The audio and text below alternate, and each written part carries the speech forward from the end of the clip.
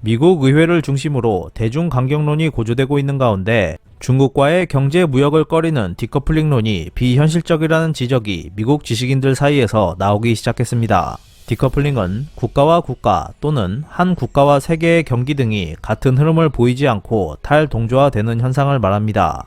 원래 대중국 디커플링론은 21세기 들어 경제 성장과 군사력 증강을 계속하는 중국이 미국의 위협이 되기 시작한 것과 맞물려 정재계 인사들 사이에서 화제가 되기 시작했습니다. 거기에 불을 지핀 것이 미국 제일주의를 주창했던 트럼프 전 행정부였습니다. 그리고 2021년 1월 출범한 바이든 행정부도 중국을 가장 심각한 경쟁 상대라고 공식적으로 규정한 이후 대중통상 무역 정책을 종전과 같이 지속하는 것을 회의론으로 발전시켜 최근에는 하이테크 분야 수출 관리 및 대미 투자에 대한 심사 강화 움직임이 가속화되고 있는 모습을 보이고 있습니다. 이런 가운데 지난 1월 26일 포린 어페어스는 헨리 폴슨 전 재무장관의 미국의 대중 정책은 효과가 없다. 광범위한 디커플링의 위험성이라는 제목에 주목할 만한 기고문을 게재했습니다. 세계 최대 투자회사 골드만삭스 CEO를 지낸 폴슨은 미중 디커플링이 실제로는 현실성이 결여될 뿐만 아니라 그것이 확대될 경우 세계 경제에 심각한 영향을 미칠 것이라며 경고했습니다.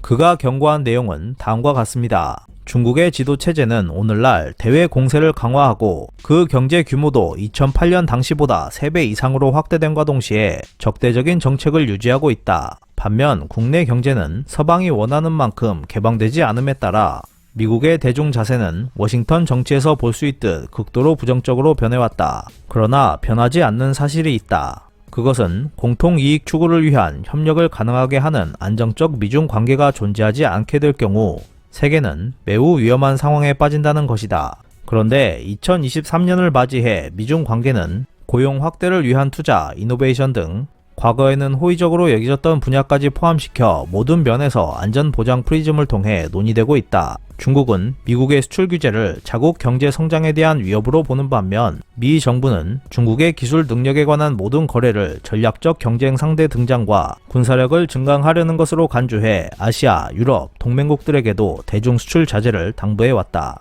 하지만 이런 노력은 실제로 가능하지 않을 뿐만 아니라 양측 모두에게 부정적이며 장기적으로 볼 때 그로 인해 입을 미국민의 손해가 중국보다 훨씬 크다. 실제로 동맹국을 비롯한 많은 나라들은 워싱턴이 요구하는 매파 노선과는 정반대의 정책을 추진하고 있어 대중 디커플링은커녕 대중 무역을 확대 심화시키고 있다. 이들은 대중 기술 이전이나 중국이 투자하는 것에 대해 지극히 민감하게 반응하고는 있지만 미국만큼 광범위한 대중 봉쇄 등에는 관여하지 않고 있다. 그 결과 유럽연합에게 중국은 이제 미국을 대신하는 최대 교역 상대국이 됐다. 유럽 및 아시아 국가 정상들은 숄츠 독일 총리의 중국 방문을 시작으로 잇따라 중국과의 관계를 발전시키려 하고 있고 시진핑도 팔을 걷어붙이고 있다. 심지어 사우디아라비아와 인도네시아까지 알리바바, 화웨이 같은 중국 하이테크 기업들과 협력 관계를 촉진시키고 있다. 이제 중국의 전방위 전략은 워싱턴의 대중 의존 경감 전략과 대등한 수준에 도달하고 있다. 물론 우크라이나 전쟁, 대만에 대한 중국의 위협 등을 계기로 고조되고 있는 미중 안보 관계의 긴장이 쉽게 풀릴 것으로 보이진 않으며 당분간 억지력 강화를 위해 동맹, 우방과의 관계 개선이 불가피할 것이다.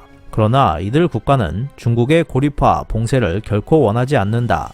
즉 워싱턴은 세계가 중국과의 관계를 유지하는 것을 원하고 있다는 메시지를 받아들여야 한다. 또한 국내적으로도 전략적으로 중요하지 않은 제품이나 기술까지 규제하는 것은 중국에 의존하는 많은 기업을 힘들게 할 것이고 나아가 고용이 줄어드는 상황을 맞이하게 될지도 모른다. 하이테크 등 특정 분야에 있어서 디커플링은 어느 정도 불가피할 것으로 보이지만 세계 2위 경제 대국이자 거대 시장을 가진 중국을 상대로 끝없는 디커플링 정책을 펴는 것은 해롭고 유익하지 않다고 봐야 한다. 이어 헨리 폴슨 전 재무장관은 최근 미 의회를 중심으로 대중 징벌론이 대두되고 있는데 바이든 행정부는 의연하고 절도 있는 대중 정책을 추진하는 것이 바람직하다라고 전했습니다. 또한 앨런 모리슨 애리조나 주립대 경영학부 교수는 경제적 관점에서 디커플링은 중국과 서방 모두에게 윈윈이 아닌 로스 시나리오를 의미한다며 핵전쟁과 같은 파괴는 아니더라도 양측이 디커플링 정책을 강화해 나간다면 이성 있는 사람들이 원치 않는 결과를 초래할 것이기 때문에 신중한 태도를 보여야 한다고 지적했습니다.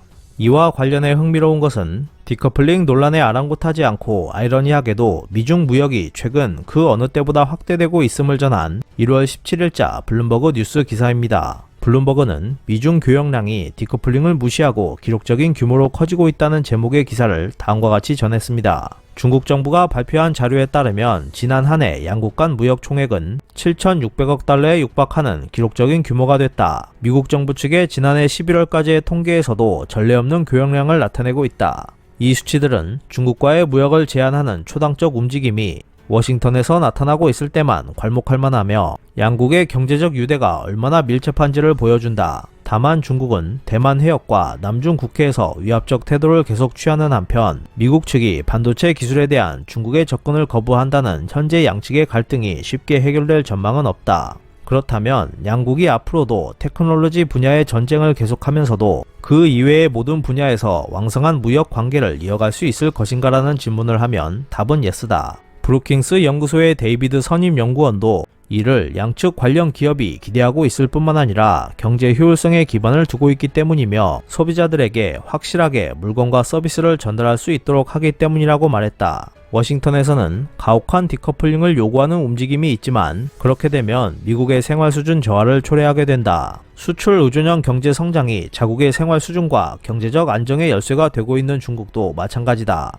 물론 디커플링 신중론에 대한 반발도 무시할 수 없습니다. 특히 미국 하원 공화당을 중심으로 한 대중 강경파는 과거 미소 냉전 시대가 그랬던 것처럼 미국을 중심으로 한 서방 블록의 결속을 다지고 중국과 결연히 대치해야 한다는 과격한 주장을 전개하고 있습니다. 때마침 지난 2월 4일에는 미국 영공을 침범한 채 비행을 계속하던 중국 정찰기구가 미군기에 의해 격추되는 사건이 발생하면서 이 같은 대중 강경파를 부추기는 모습입니다. 이 사건에 대해서는 기구 침범이 처음 공표된 2일 시점에서 공화당 매파 의원들이 즉각 격추를 정부 당국에 요구했음에도 48시간 넘게 정찰 비행을 계속하게 한 것을 문제 삼아 자세한 경위를 의회에서 추궁하려는 움직임도 일고 있는 것으로 알려졌습니다. 한편 중국 정부도 미국 측이 격추라는 강경 조치를 취하자 추가 대응을 하겠다며 태도를 굳히고 있어 일시적이라고는 하지만 미중 외교 관계 전체에 먹구름을 들이오는 결과를 낳았습니다. 하지만 이대로 양측이 비난 수위를 높여간다면 양국뿐만 아니라 세계에도 결코 도움이 되지 못할 것입니다.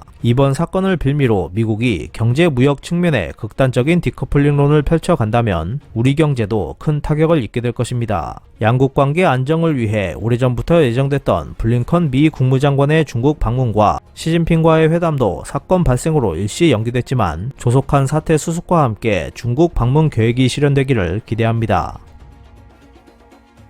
이상 피커TV였습니다.